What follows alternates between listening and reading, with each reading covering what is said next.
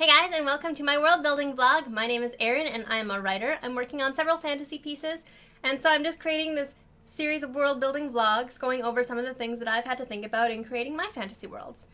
So today's topic is going to be a continuation of our last one. We're still talking about medicine, but today we are talking about sex and reproduction.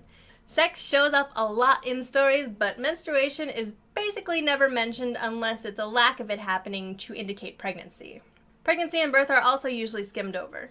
And honestly, if you're having a uterus-bearing character go through any of these things, they are a big part of life and probably shouldn't really be skimmed over.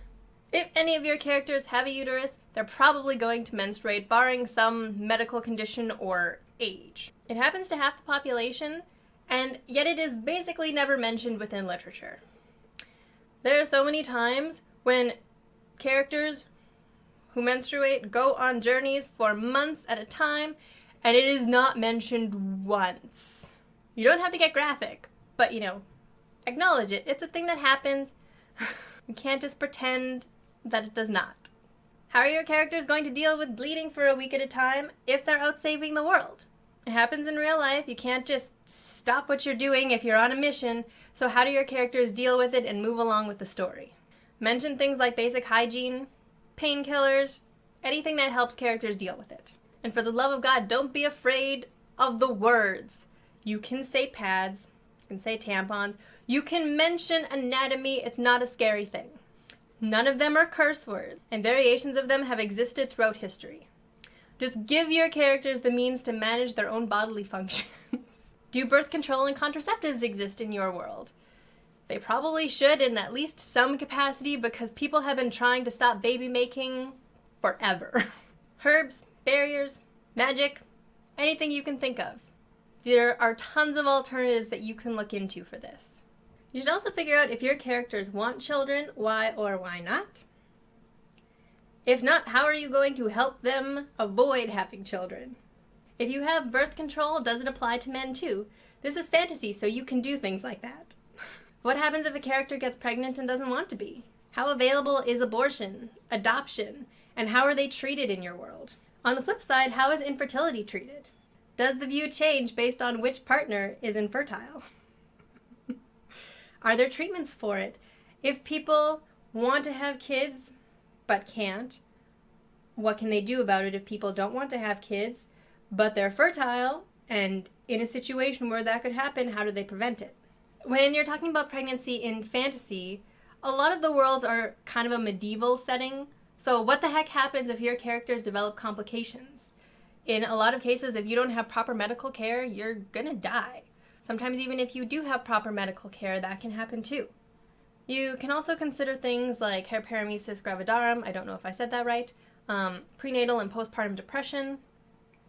Alternatively, you can have super easy pregnancies because there are people who have that as well. You also want to consider the social aspects of pregnancy. What happens if your characters are unwed or underage? What happens if their partner abandons them or their partner's dead? Just figure out how pregnancy and procreation is treated as a whole by your society. When we're talking about birth, it can be super terrifying if you don't have proper medical care. How does your pregnant characters or their loved ones feel about the impending birth? Who's going to be delivering babies in your world? Is this physicians, midwives, family members? Where do the deliveries happen? Do they go to a hospital? Does it happen at home? You also want to consider multiple births because in a lot of societies, twins are viewed as a very superstitious thing. If any of your characters do have multiple births, how is this viewed? Are there any superstitions, stigmas against it? Are there any rituals that your culture has in relation to pregnancy and birth? When we're talking about sex, please, for the love of God, consider enthusiastic consent. I get in situations where we're not supposed to like the characters, but if you want to have a healthy relationship, enthusiastic consent is a requirement. When you're considering sex and consent and autonomy, how easy is it for characters to refuse? Do people have the right to choose what happens with their own bodies? Are there any circumstances where this would be overridden? Does your society have an age of consent, and is consent considered important? If it is, what happens to someone who violates consent?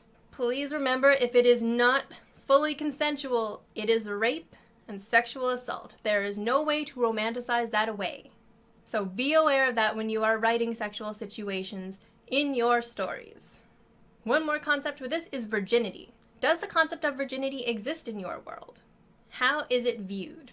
In regards to this, please don't make your character's first time having intercourse painful just because it's not supposed to be that way. If it is, someone's doing something wrong, there's been not enough prep, or there's an underlying medical condition. So the time for that in stories is over. Let your characters have good sex. So, that is all I've got for you guys today in regards to sex and reproduction in fantasy and world building. I hope that was helpful. I will put all of my social media links in the description. Feel free to hit me up if you have any questions. And I will see you guys next week with our last installment of medicine for mental health and disability. And I'll see you next time. Bye, guys.